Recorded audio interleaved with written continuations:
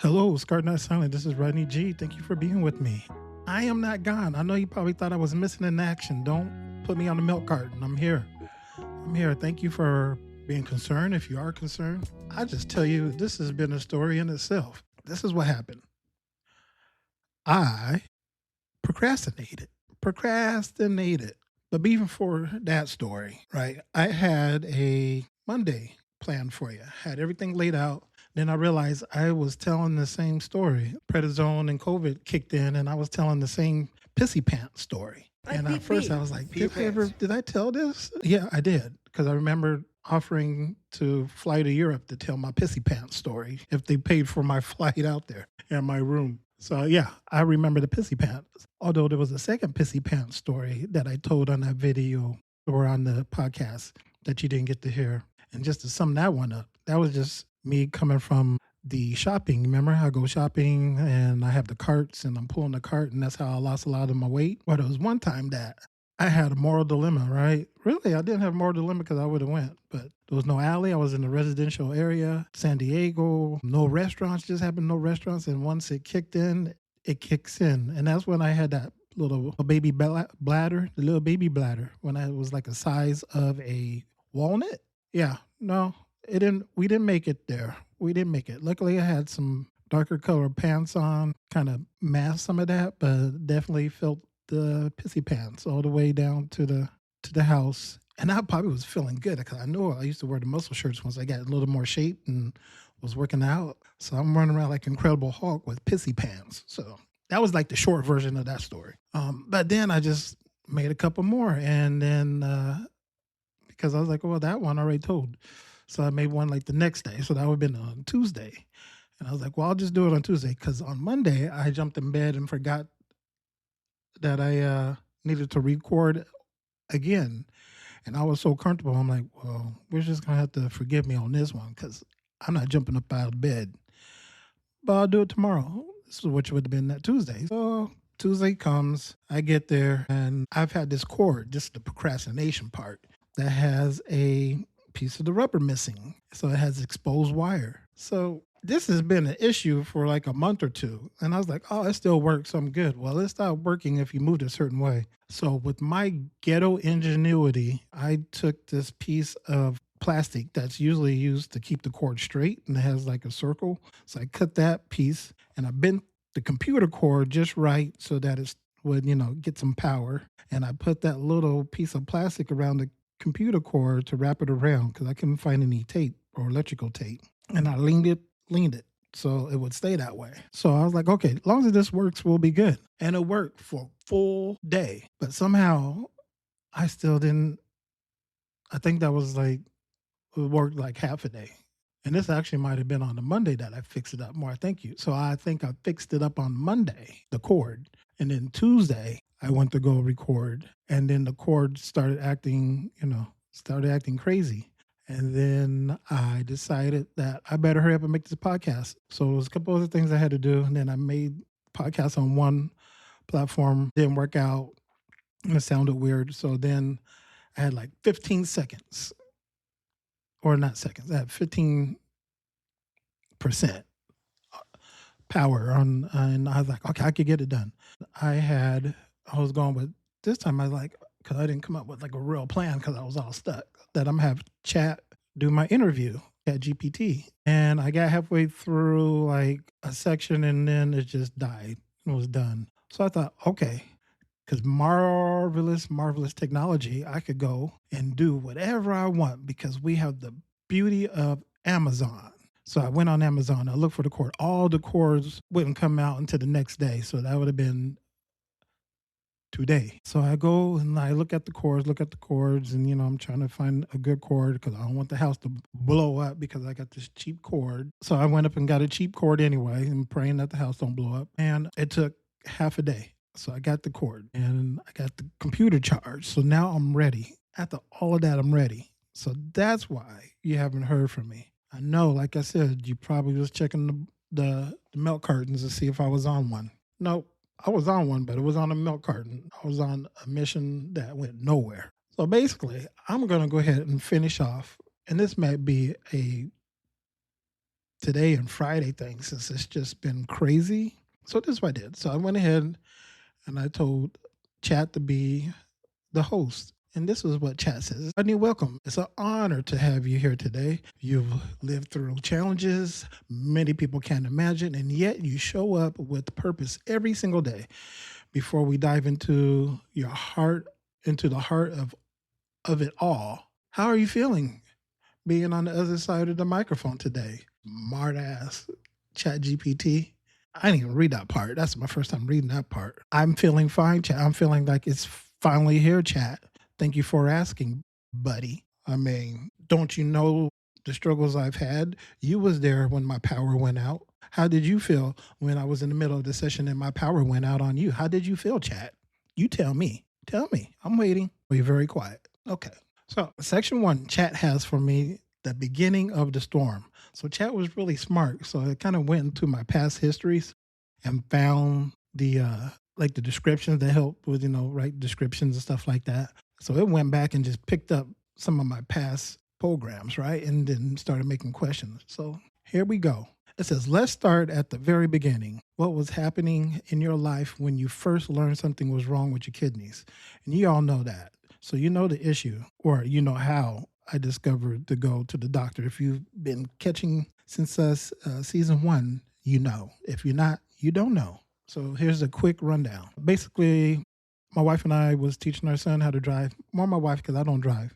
But technically I do have a license, so I know how to drive. Don't put me behind the wheel because it won't be pretty. I'll be more than a kidney issue. So so my wife had told my son to pull out of the parking lot, and she was like, go, go, go. And he was slow because he was a new driver and he didn't react quick enough, and we got in a car accident. Well, everything went well outside of the cars, and we all was healthy, felt good. And I decided just because to get checked out because I didn't want days later something happened. And it had been years since I went to the doctor. I go to the doctor and I said, give me a full panel. He does the full panel, runs them, and then realizes that my kidneys is spewing a lot of protein. I get a call, go to the nephrologist. Nephrologist is like, yep, you're spilling a lot of protein. So then I went several days later, had a biopsy. I did the biopsy, and then the doctor calls me back, the nephrologist, and says, yep, you have kidney failure. Tried some steroid treatments, didn't work. Long story short, probably within a month and a half, probably sooner than that, I was in surgery for a different thing and ended up getting both procedures done, which the one procedure was having a port put into my chest so I could start dialysis. That's how it happened. And Chat goes on and says, many people don't truly understand the emotional toll of chronic illness. Can you describe what that early diagnosis did to your spirit, your sense of identity, and your everyday life? Well, Chat, it was emotional toll. But the hardest part was telling my mom about the end stage kidney failure. My mom was a nurse's aide, so she took care of many people with kidney disease. And anytime you hear end stage kidney failure, you automatically think death, right? All of a sudden you see the Grim Reaper, sort of like Scrooge. Just watched that yesterday. So the Grim Reaper was coming for me, but not really. But she cried. Well, she held it back. She didn't cry. I could hear her trying to be strong. And then eventually, I'm sure she cried. But resilience is kind of like my family. Growing up in Des Moines, I had all my uncles pretty much were out of state, or one was in state, but not in Des Moines. All my aunts, for the most part, was there. I had 2 aunts that left, so I had a couple of aunts that were still in Des Moines, plus my mom. And that family, very strong willed women, right? Not to mention my dad. He is stubborn and strong willed too. And both my mom and dad, that blue collar lifestyle. Mom used to work at the packing plant when I was younger, on the kill wars, cutting meat up, all of that. And then eventually became a CNA. And my dad worked for the wastewater treatment plant. So he was out freezing cold with, cleaning pipes and spraying solution down to de-ice the pipes, and basically just looking like an icicle himself out there doing that job, and suffered some injuries throughout his career there, like a long career. I mean, really, I was over 40, had to be over 40 years working there. Just as a comparison, like I'm going to turn 50 on the 29th of December. I think at least 35. If I may be exaggerating with 40, but I think it's 40 because he was doing that job since I was a baby.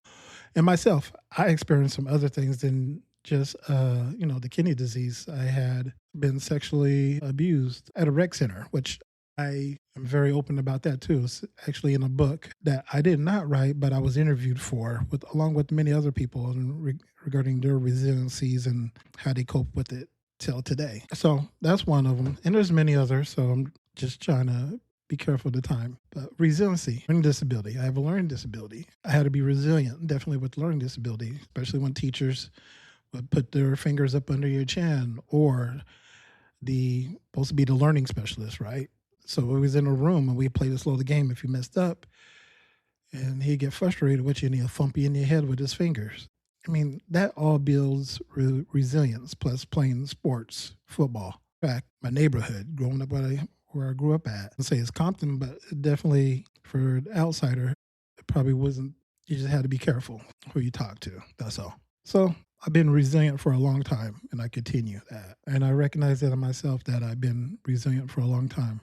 Doesn't mean I don't cry, it just means that I'm aware. Then, question 3. You talked before about resilience, but in those early days, what did resilience look like? And did you even recognize it in yourself? Yeah, I recognized it. In the early stages, resiliency looked like basically going to the appointments, asking questions, and then also a lot of mindfulness, or being present where you're at, being thankful that you have the modern technology, being thankful that you have the nurses that are there. I find them nurses so much more reassuring. Not to say doctors are not, but the nurses are probably the ones I have the most contact with, and who will have the time to talk with you and spend with you, especially in the hospital setting. Just to have, the medical professionals, including obviously the doctors, with their wealth of knowledge and education and research that they give to their craft. There's just so many things, I think, that makes you resilient. I think resiliency, and a lot of times, could come from the outside world, not just your inside world, and having that structure and support, but also being able to, in your mind, shift those negative thoughts by putting positive thoughts in there. It always sounds cliche, but it's definitely one way to maintain your resilience. And I think I found it in myself just because of my profession, right? And my studying, read self-help books, life coach, certified life coach. I have my master's in social works, spent a lot of time in all of the ologies, psychologies and biologies and sociologies, ethologies, interventions, and all of those. Just over 20, at this point, 20, probably over 25 years, well over, of just studying. And my computer screen went off because I didn't touch the mouse, and I almost had a PTSD moment where I thought my my my power went out again. So I just had to move my mouse. So I'm back. And I think what I'll do, might be a long, long one. So what I'm going to do is, I was going to do the 3 sections, but I think I'll just do 2 sections right now and shorten this up, and then maybe a little longer on Friday. So section 2, life on dialysis. This is the question proposed to me. Dialysis, it is its own world, its own culture, its own rhythm. How would you describe your first experience walking into that space? My first experience walking into dialysis, I think it started with being aware of before dialysis, like when you're diagnosed. That's when the world starts turning, if you would. And when I was told about that, I just weirdly, even nephrologist I was with, I just said I was excited for this experience and this journey, which it was kind of exciting and new and strangely, like, going into a different, I don't know, life, if you would. Not necessarily means that fun. It was just different and unusual for me. Challenges. Maybe it's always that athletic spirit, fighting it head on and just jumping into it. Dialysis itself was intimidating in the sense that you used to see all these machines, right? It always puts me in mind of, if you ever watched the movie Coma, and in Coma, I think it's Coma. Yeah, Coma is like a scene where they're walking into like this laboratory and everybody is naked, but they have like a sheet over them and they're hoisted up by these cords, I guess they are. Well, in my warped sense of mind, that remind me of Coma, because everybody's sitting in their chairs. They're fully aware, but they're hooked up to these cords doing dialysis treatment. So it was a little much in the sense of just seeing all these people, and especially old people, right? There was a lot of older people. And I was fairly young at the time when I was diagnosed. And I'm like, is this going to be my life? No, is this going to be my life? But the culture itself is definitely, there's terminology, there's a lot of strong willed people, but also there's a lot of people where they just finally get tired of it and think about just getting off of it.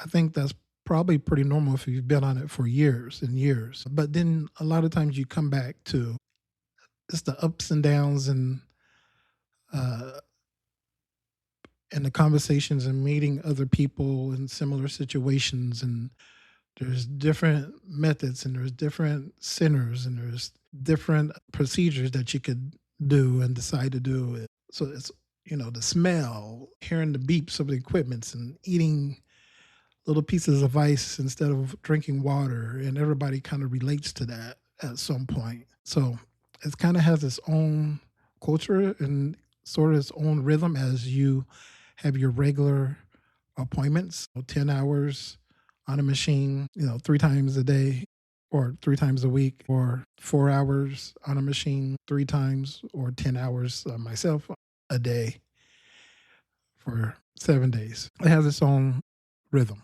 It says you spent years attached to a machine that kept you alive. Ooh, good job, chat. What was the hardest part, physically, mentally, and spiritual? I think the hardest part physically is just watching your body decline. Right? I had this muscle mass. I had some fat too, but I had muscle mass that slowly disappeared just because you're so tired and you don't want to work out. At least in my case, you don't want to work out, because you're tired. Or the foods, like you can't take protein shakes. You have to be careful. So all these things, and you're trying to figure out how to eat properly. And so for me, it was just the physical being worn down and not wanting to work out, or standing up and maybe getting dizzy or nauseated in the mornings. And your routine is you're probably going to throw up in the morning, or just those things physically. Mentally is probably trying to keep that positive mindset and trying to find ways to, like for me, meditation and continue meditation and being consistent with that, even in the times when the storms, is coming, still be consistent. So keeping your mind straight. And I think a lot of times the mental health aspect is overlooked among the transplant community. I don't think there's enough emphasis put on the mental health of the patients and the caregivers. Don't forget them as well. And spiritually, I think that's probably where I found my spirituality the most, when I finally surrendered. And I was like, I can't do nothing, God. Can't get on the list. This is not happening. I'm losing the weight. I don't have a job. It's in your hands, whatever you decide to do. Some reason I still don't have a job. I don't know if that's me or God, or if there's something bigger happening here, but I'm still alive, right? So, and it says every person on dialysis has a moment when they realize this isn't just treatment. This is my life now. What was that moment for you? I think that moment for me was, I would say probably 6 months in, I realized that this is basically life support. It's really life support to keep you alive. If you don't get it, you die. And it had always been there, but it just really just hit me one day. And I'm like, this is life support. It's that easy. It's life support. And I think it was just sitting in that dialysis chair one day and just being cold, because you feel like you're going to freeze to death sometimes in that dialysis chair, because it gets so cold, because basically you're filtering your blood, and you could put 5 blankets on you and still be cold. And then the cord moves, and then the alarm goes off, and if you pee, they have to disconnect you so you can go pee, and you have to get back on. But after all said and done, this is life support. You don't have life support, you don't have life. That's it. And I realized this is my life now until I got a transplant. And even when you get your transplant, I don't know if it's going to ask me any questions. Okay, I'll wait, because I see section 3's transplant questions. So I'll leave that alone. And the last question I have until the Friday episode is, and because you balance honesty with humor, I got to ask, this chat something else. What's that? It's inquisitive. It's like actually putting some thought together to go ahead and ask me some questions. Wow. Okay. All right, Mr. Chat, let me have it. So the question is, what was the funniest or most unexpected thing that happened during treatment? Shit, I might do this I may have a whole season of Chat GPT questions. Okay, so I think the Wow, I think actually, for me, I really have to say, probably my funniest moment during treatment. I don't even know if I had like a real funny moment during treatment. I kind of always made jokes, right? So when like there was one time I think I had a like my levels went wonky and I thought I had to go by ambulance somewhere, but maybe I dreamt that up. I guess that's not wasn't funny. I don't think I really had a funny moment on treatment because I didn't talk to nobody really. I had my nurses there. I watched TV because there's a little TV on your medical chair. It has like a little arm with a TV that you can pull and watch. But I don't remember like any like real funny moments. I would have to go to like the funniest moment maybe on like my funniest moment just in general. I would say just the piss in my pants stories. That was always good because it's always like a grown man, having a little baby bladder pissing themselves. Especially the one with my son in the car. That was kind of hilarious because I knew it was coming and I was at peace at it. And unfortunately for him, he probably had scarred. He got scarred to see his grown ass daddy pissing himself in the car. But to me, stuff like that's kind of funny now. Well, it was I chuckled then actually, not in the car because he was trying to stay forward, straight face. But once I got it cleaned up and sat down, I thought it was kind of funny that he was sitting so erect, right? Like he was just, I don't know, he was like proper. He was like a little show dog when you see like the Westminster Kennel and they got their little tail up and they're stiff. He was all stiff and driving because he did not want to turn his head to see my pissy pants. But so that was probably the funniest, I guess, if we want to talk about that. I don't remember having any super funny moments in treatment chat. I'm kind of an introvert. And so I don't even think that was the introvert was just a thing because I talk to people. It just wasn't, I didn't catch any hilarious moments that I remember. Let's put it that way. So, Chad, thank you so much for this. I hope you stayed with me, guys, because Chad had some great questions. Actually, he really did. I was being facetious talking about uh, Chat GPT, but those are really provoking questions. And I think that was probably a great kind of like a little segment there to just kind of give you those more in depth and kind of really human like questions. So, yeah. So I'm going to finish that out for Friday. And then maybe I'll do this again or later on. And then I'll start working in some real people. I've been looking at possibly doing some interviewing of real people. So I'm gonna have to start doing on the opposite and interviewing Chat GPT to help me out with my interviewing skills because I am not trained in this. I did take radio, TV in college and speech, but I was just trying to get a grade. But I was listening and paying attention, and I got good grades. But I was just trying to focus. All right, thank you. I appreciate it. I don't got any more to say. Then we'll wait till Friday. 1.